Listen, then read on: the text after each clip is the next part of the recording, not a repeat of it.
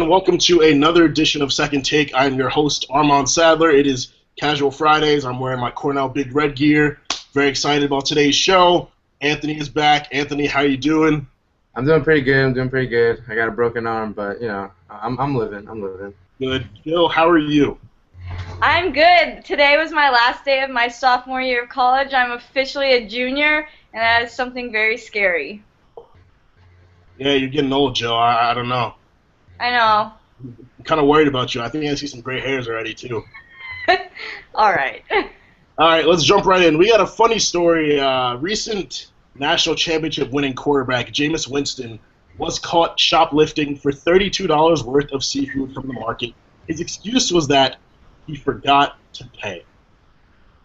I didn't comment. Jameis, you know, they put their registers at the front so you don't forget.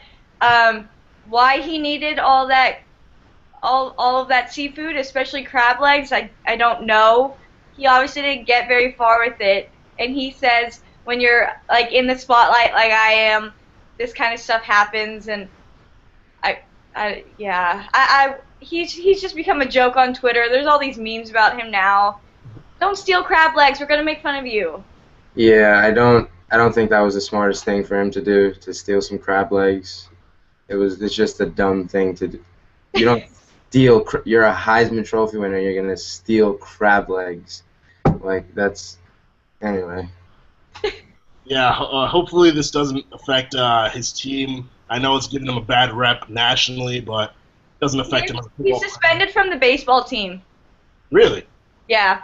Oh, okay. Well, he's done pretty well for the baseball team too. As you know, he is a dual athlete, plays baseball and football, does really well in both sports. So him being suspended is definitely going to affect the baseball team negatively.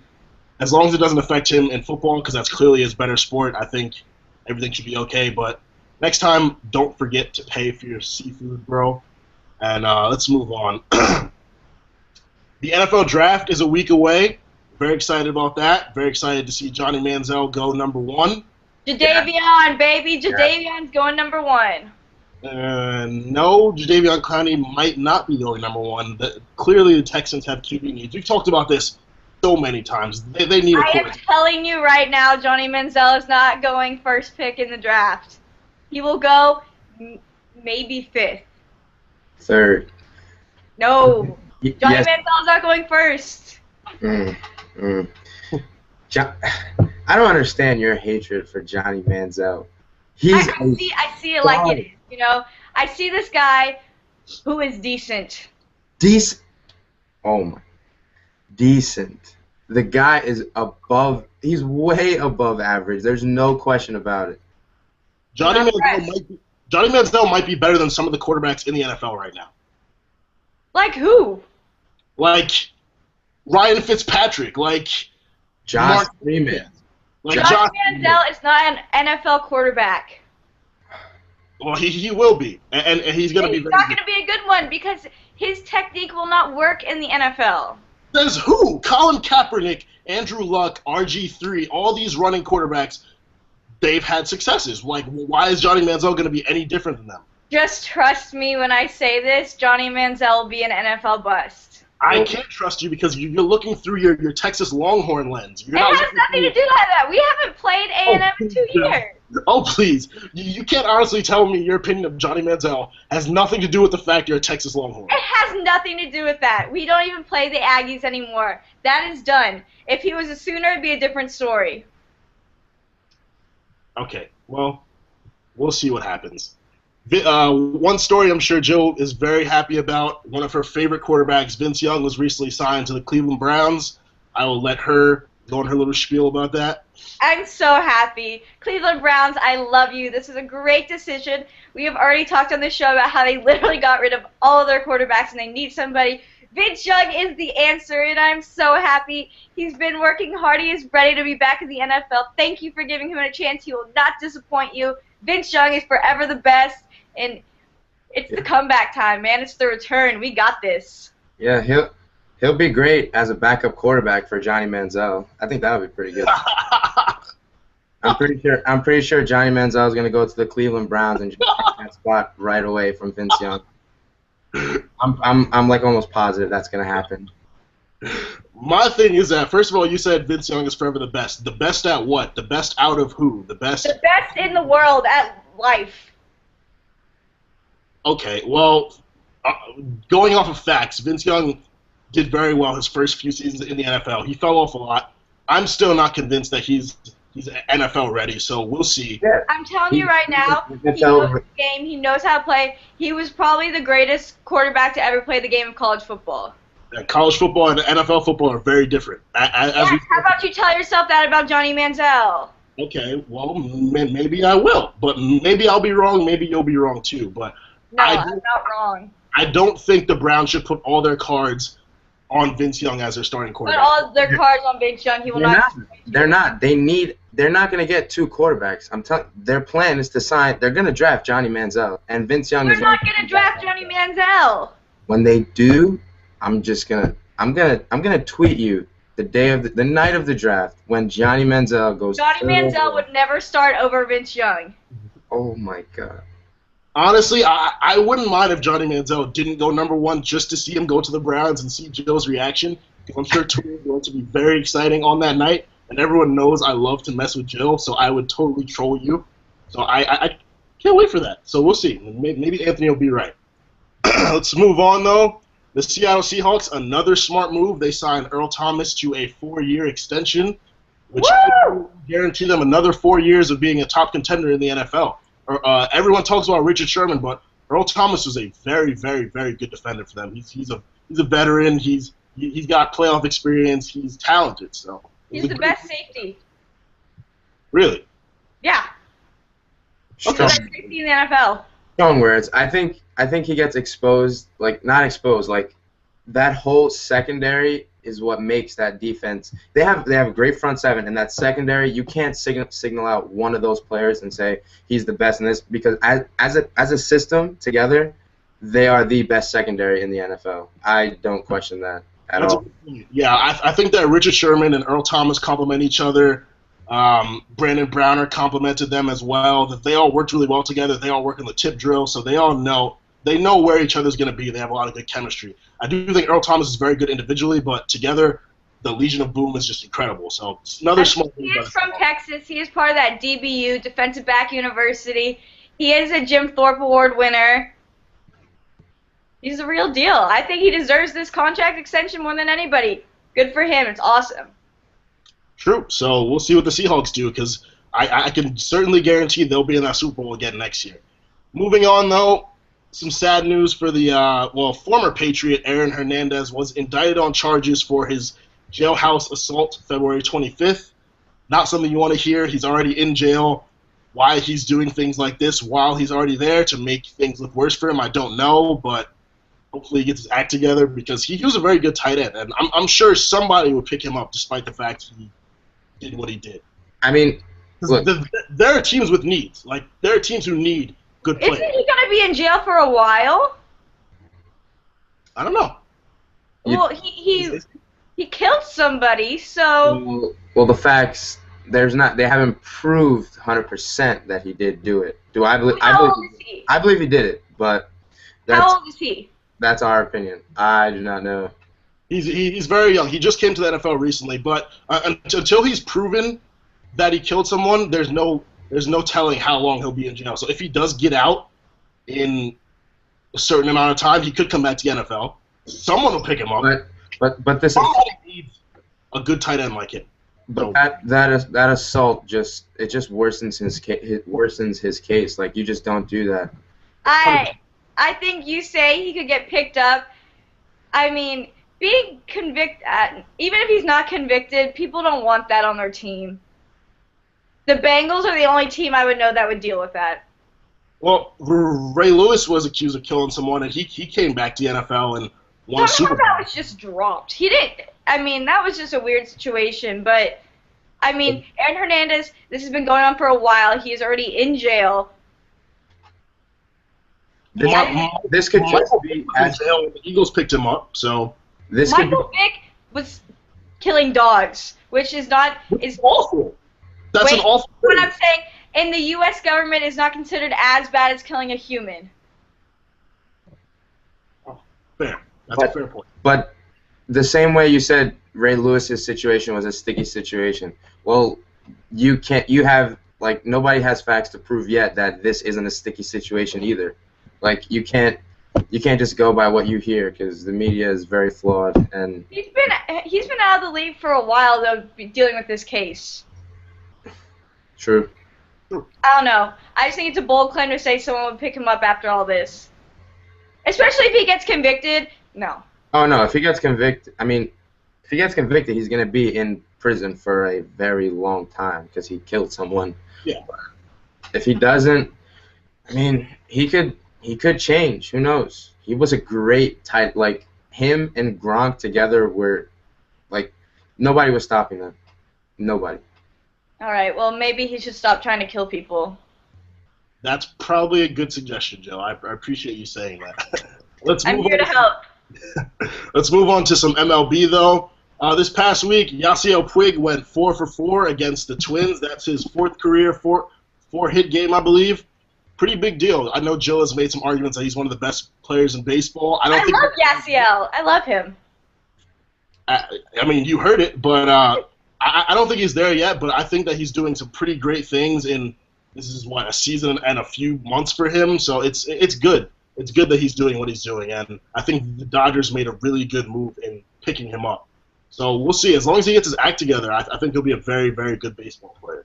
Agree. Anthony, you got anything or? Yeah.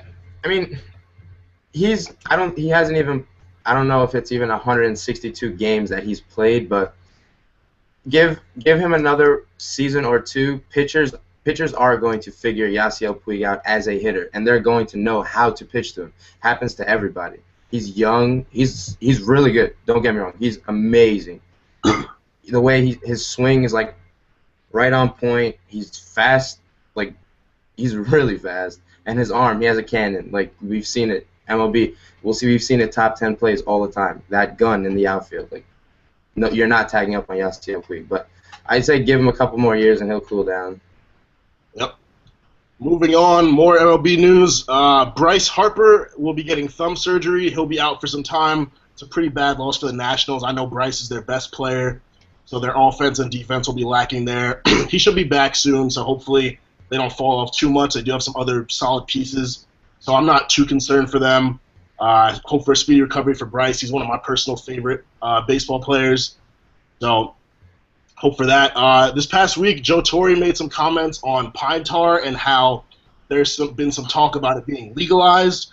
Joe Torre said that that's not a great idea as it'll give pitchers too much of an advantage and then batters will be at a disadvantage. And Joe Torre brought up how the MLB might even switch to using Japanese baseballs, which are made from different material than the American ones, which will render pine tar useless. Why don't we just stop using pine tar? Exactly. I mean, the ball is not that, like, as a pitch, like, I used to pitch. I don't pitch anymore, but it's like, it's not the best thing to grip, and it's not the most comfortable thing, and it does slip out of your hand sometimes, and it does cause the misplacement of balls, which cause either home runs, singles, doubles, whatever you have. Like, I mean, Pineda's situation was just, it was noticeable, like very noticeable. First on his wrist, and then the next start, he put it right on his neck. That's very noticeable. If you minimize the use, I feel like there's no harm in it. The only thing it's doing is giving an advantage to the pitcher, so so the ball can be more comfortable in his hand, and he can throw with it better. I mean, I personally don't think pine tar should be legalized. I mean, I really just don't have anything to say. I don't think they should give pitchers that kind of advantage over batters. And especially if they do it and then they're going to get these Japanese balls, like, why don't you just not do any of that? Like, why don't we just keep it as it is? Well, no, Joe Torre brought up the Japanese baseballs as an alternative to legalizing pine tar. He said, we shouldn't legalize pine tar, but we should think about switching the baseballs. Not necessary. Stick to the American baseballs. Don't legalize pine tar. Batters are...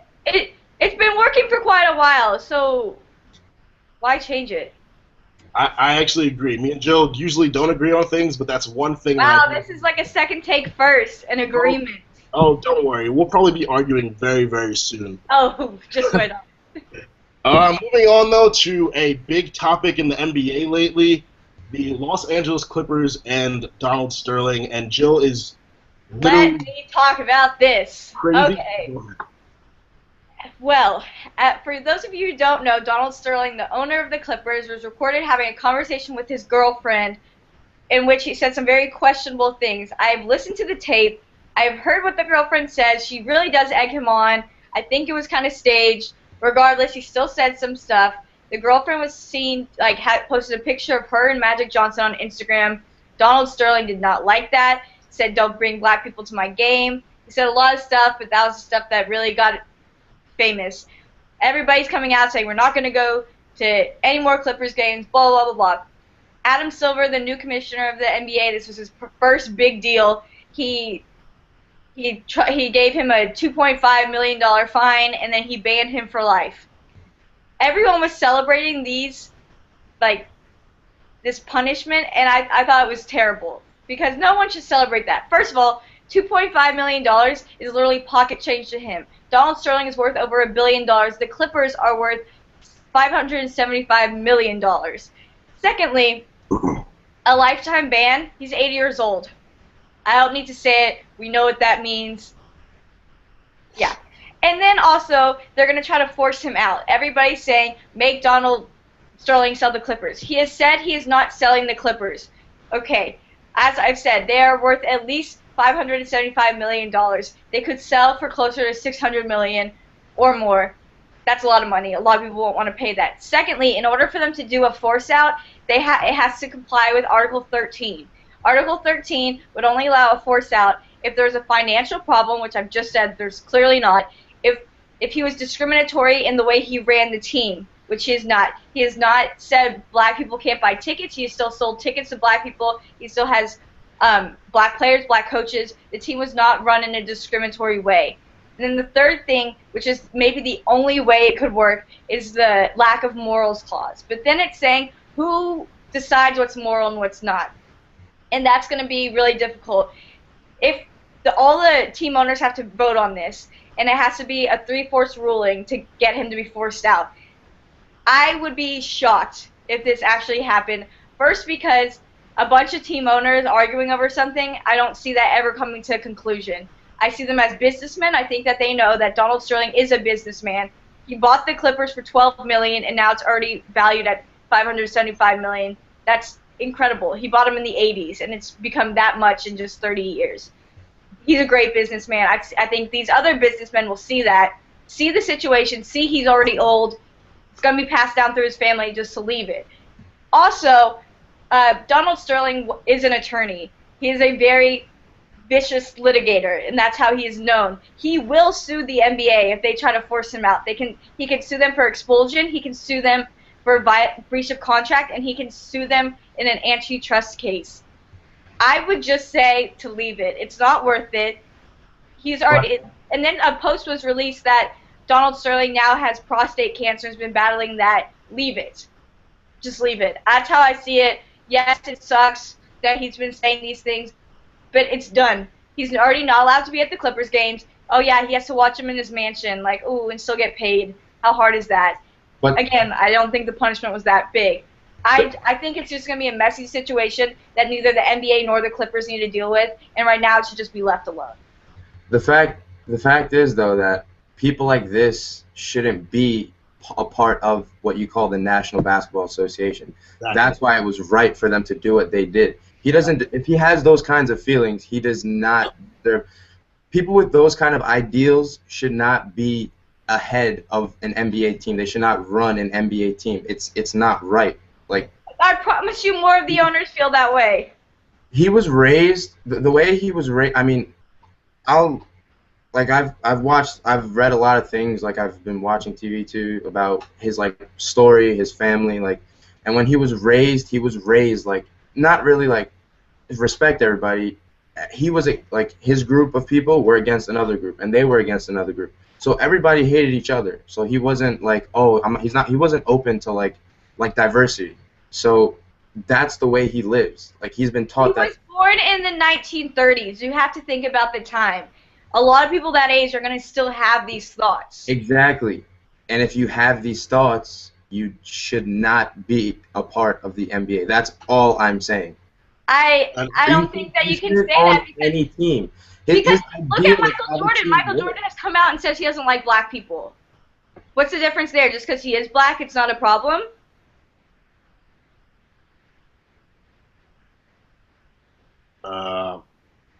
Anthony?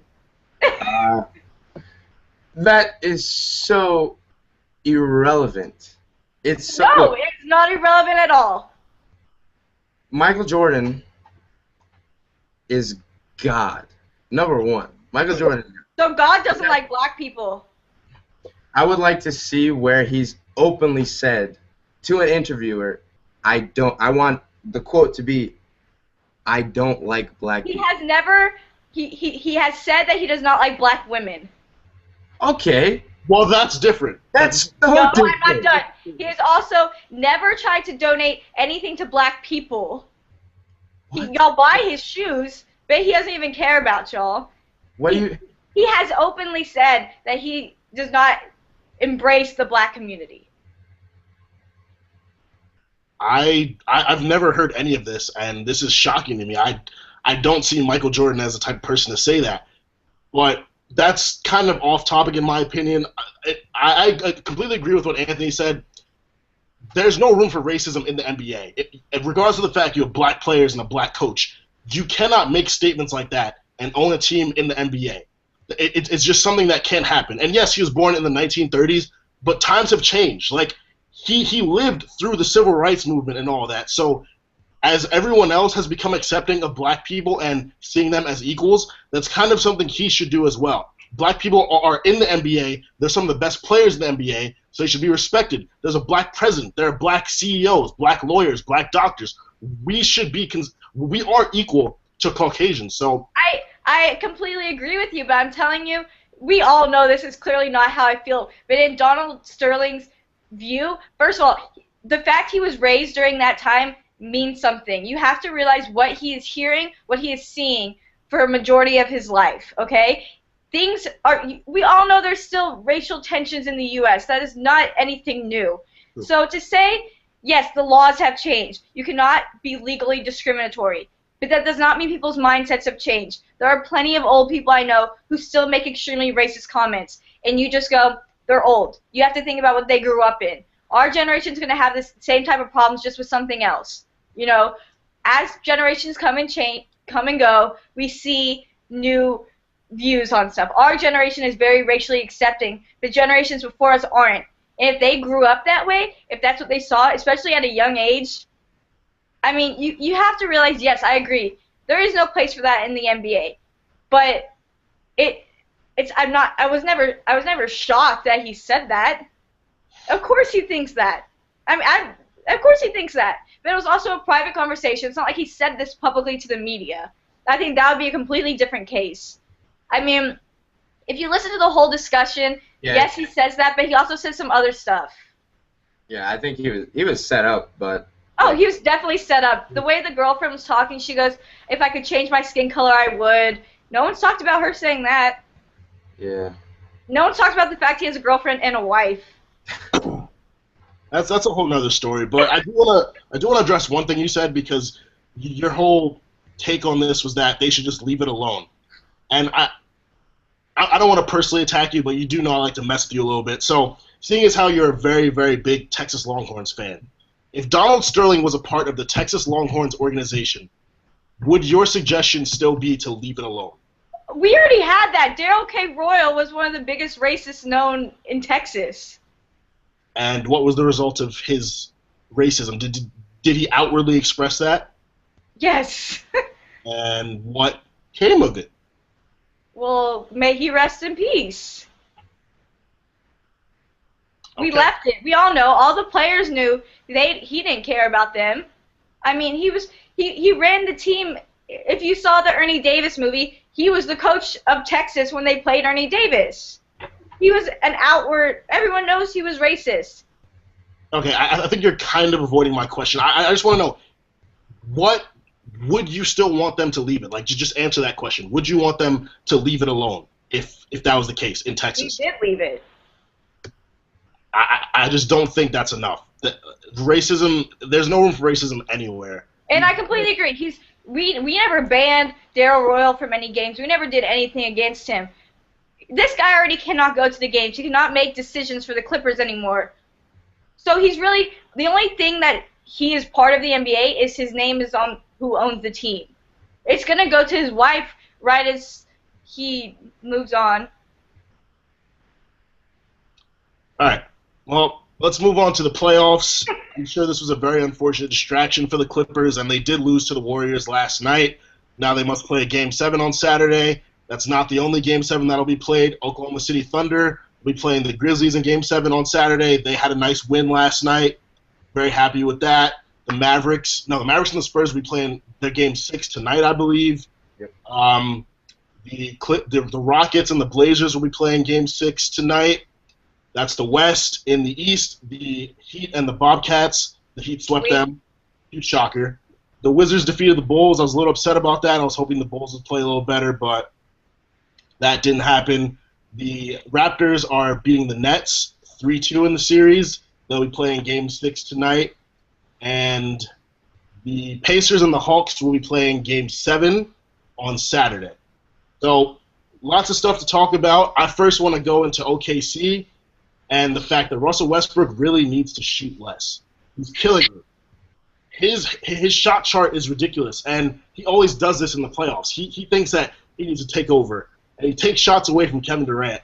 And Kevin Durant doesn't shoot as well because the ball's just not in his hands as much. And it just doesn't help us. Also, OKC needs to start Steven Adams. That needs to happen. Steven Adams is producing great, but he's not getting enough minutes.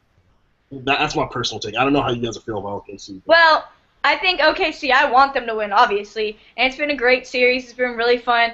And as we all know, well, I hope y'all know, local paper in Oklahoma, the Oklahoman, they wrote an article calling Kevin Durant Mr. Unreliable after their loss in Game 6? No, and 5. Oh, it's Game 5. I found that comical. I found it absolutely comical. First of all, he still had 22 points, but he's unreliable. The thing I find so funny about that is he's literally spoiled these fans. They expect him to drop 35 every night, and yes, he can do that most nights. But everyone has one bad game, and I wouldn't even call that a bad game. That's great for most people. And that was just even more motivation. You know, he saw that, and he's like, yeah, I'm going to win Game 6. And he won Game 6. It's that easy. And I was appalled that they would even, I mean, they said, oh, I apologize for writing that, but, I mean, they just pushed away their MVP, and when his contract is up, he's probably going to leave. Anthony? Look, Kevin Durant has been in the NBA a little bit, but he's been to the finals one time. Last year, when they faced Memphis, they lost 4 straight games, and Kevin Durant did not produce as well. Yeah, Russell Westbrook was out, and the ball was in Durant's hands. He had control of the game, and he wasn't producing. You were seeing late game missed foul shots. You were seeing open threes, open twos missed, clutch shots missed, unreliable. This whole season, he's been playing very, very well. He's had an MVP season. If he doesn't win MVP, I'm going to be really shocked.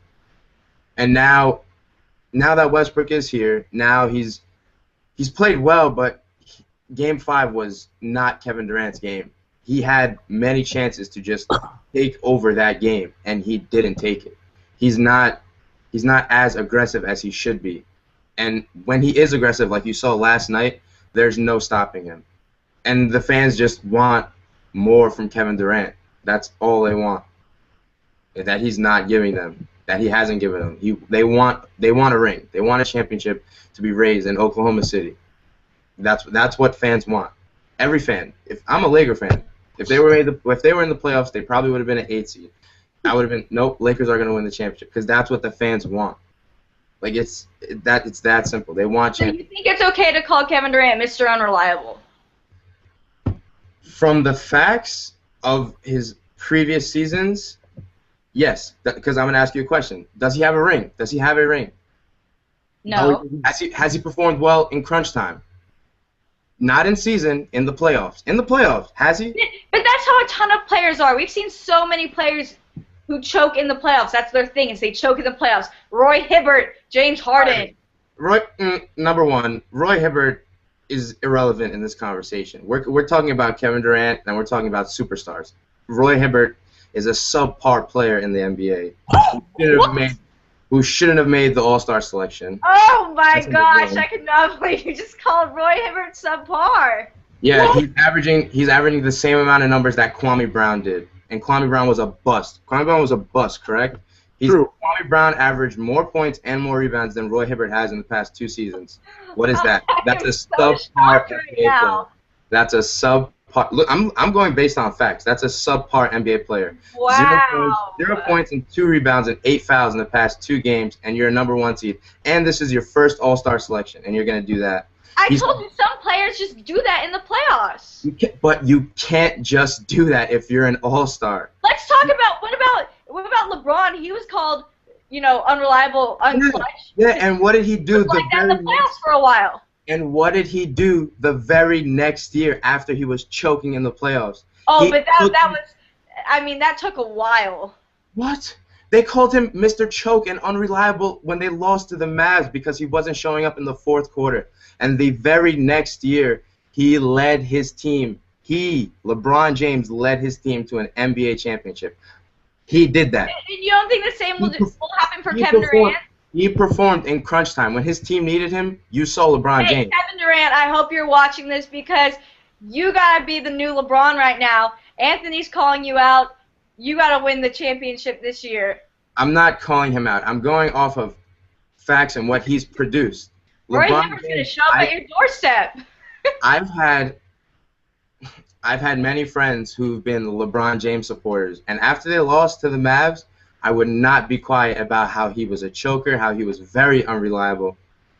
But that man proved me wrong the very next year. If you don't think LeBron led his team to the finals and deserved an MVP and that finals MVP, then I can't talk to you. Because do I love LeBron? No. I respect him so much because he is the best player in the NBA, on the planet. Probably in the universe, but that's besides the point. Kevin Durant needs to show up and he needs to win. That's when my idea of him being unreliable will change. He needs to make it to the finals. I absolutely love Kevin Durant, 100%. But you can't argue with facts. I would not call him Mr. Unreliable. I might call him Mr. Unreserved or Mr. Doubting Himself. Because as you saw in 2011 when LeBron was choking, it's because he didn't feel confident in himself that he could make those clutch plays for his team to win. And I think that Kevin Durant is like that a little bit, in that he's going really hard the first 3 quarters, and then 4th quarter he kind of shies away because he doesn't want to be the one to make mistakes. And I think that he needs to take that boulder off his shoulder. Kevin Durant can make the shots. He really needs to have the confidence that he had during the regular season because he can do it. He's not a choke artist. Neither is LeBron. It's just that they doubted themselves. And that's something that needs to change for OKC to win the ring that they're chasing this year. You can't I can't say that last year during the playoffs Kevin Durant choked. I mean, look at his team. Nobody helped him. He was the only person basically on that court. Okay, Carmelo Anthony was basically the only person on this court, and he's been receiving so much criticism because he couldn't take his team to the playoffs and they missed. That's what Carmelo Anthony did for the Knicks was the definition of the only scoring option for a team. Nobody was scoring. Nobody. Raymond Felton had a subpar season. J.R. Smith was so inconsistent. You had Andrea Bargnani, who got hurt for doing something dumb like he did. And you had Tyson Chandler, who was getting you boards, who's playing that hard defense, but he can't create for himself. Iman Shumpert. You don't think that's the same situation for OKC? No, because if you're great, you're great, you're No, gonna. I'm saying about Kevin Durant being the only scorer. Because think about it, Westbrook was out for a while. Last year, people were saying Westbrook needs to stop taking shots and the ball needs to be in Durant's hands. He got that chance. Against. Am I correct? Was Memphis Grizzlies a 7 seed and OKC was a 2 seed? It was the same thing, right? Last year. I believe so. Yes. Yeah. You were facing a hard, scrappy defensive team, and you have Kevin Durant, and he did not. The games were close. It's not like they were blown out the gym because Russell Westbrook wasn't there. Kevin Durant had chances to win multiple games, to take over multiple games, and he did not do that. He was the only one playing. In 2 straight games, not 2 straight games, but in 2 games, it was up to him to make 2 free throws, and he clanked them both. If you're standing there and you want to take your game to the next level, you're gonna make those 2 shots. It's that simple. That's true. Kevin Durant's also very young, so I mean, even though he has a lot of playoff experience for his short time in the NBA, there's still that youth that's gonna hinder. Oh, yeah. His time will come. It's just he's just not there yet. That's all I'm saying. But he's still definitely one of the best basketball players in the NBA. Oh, yeah. He is not unreliable, in my opinion, and I will never agree to that. I think he is clutch as clutch can be. You can be clutch all you want in the regular season. What matters most is the playoffs. He's clutch in the playoffs. The numbers have not been on his side for that, but okay. I want to take a look at this Rockets Blazers series. I think it's pretty interesting. The Rockets actually held LaMarcus Aldridge to 8 points. Yep. It's crazy. Me and Anthony, whenever we talk about him, we call LaMarcus Aldridge LaMarcus because he is true. Because he's the man. He's the man. LaMarcus Aldridge is a monster. So 8 points. The Rockets definitely did a very good job in limiting the Blazers' best, one of their best scoring options, if not the best. So I'm really interested to see where this series goes. The Blazers are still in the lead, so we'll see. Game 6 will tell it all. What are you guys thinking? I know Jill's a Rockets. Well, you know I'm a Rockets fan. For Dwight, love my boy Dwight, and LaMarcus Aldridge. He just happened to go to the greatest university in the world. So that's so crazy that y'all think he's so great because, he is by definition.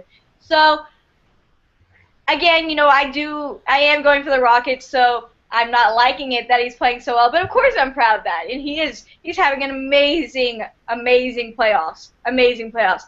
I think the Rockets have had problems that honestly weren't even something that they could control. I think the refs have been terrible in that series. And that's not my bias. I wholeheartedly believe that these refs have been terrible. I mean, they called a foul on Dwight where he fouled out in one game. They called a turnover when it wasn't a turnover and didn't review it in another game. And these are things that you cannot be doing in the last 2 minutes of a game. Review that. Yes, it's annoying. It's going to take time, but do it. I'd way rather you get it right. Because then, right after that game where the Rockets lost because Dwight got called for a foul that wasn't a foul, the NBA released a statement the next day saying Dwight Howard really didn't foul and he shouldn't have been out of the game. And yes, I'm glad y'all said that, but that doesn't change anything. It's still a loss. Maybe when it should have been a win. It could have been different. We don't know. But, and also I've already talked about James Harden. I don't even know what he's doing half of the time because he's just taking these shots.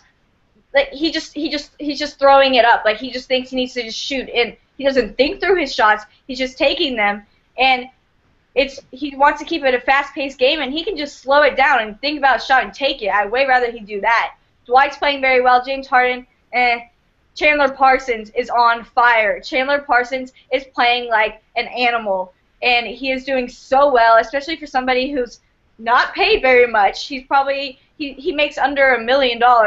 And he's great. He's playing awesome. He's driving to the bucket. He's taking the shots from the perimeter. He's doing everything the Rockets need someone to do. You have to being a ref is not the easiest thing. They can't see everything. Okay, so they can review it. But wait. As my time as an intramural basketball referee, I've come to see that reffing is probably harder than playing the actual game of basketball. You get, the angles that you're given on certain plays, you can't see these things, but it looks like there is a foul, and you'll call the foul, and then you'll look at it later, and you'll be like, wow, I messed up. That was not a foul. but that's not on you. It's just it's like little mistakes like that. Those refs do their absolute best job. More people need to like realize that it's not the easiest thing being a ref, especially Well, they're professional refs, aren't they? especially when you have million dollar buff superstars yelling at you in the face for getting the wrong call. Like it's a lot of pressure that they have on them, and they try to do their best.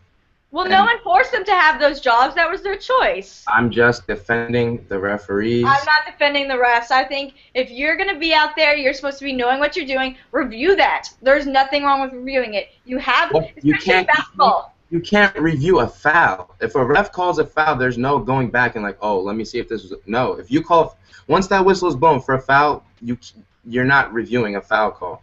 A turn, like an out of bounds play, it's only I think it's only reviewable if like there's a disagreement. If like one ref says no, we got to review it. If there's like one ref that says no, it was this way, and two refs say it was that way, they have to review it. But if all three refs agree on like the possession arrow, then they were wrong.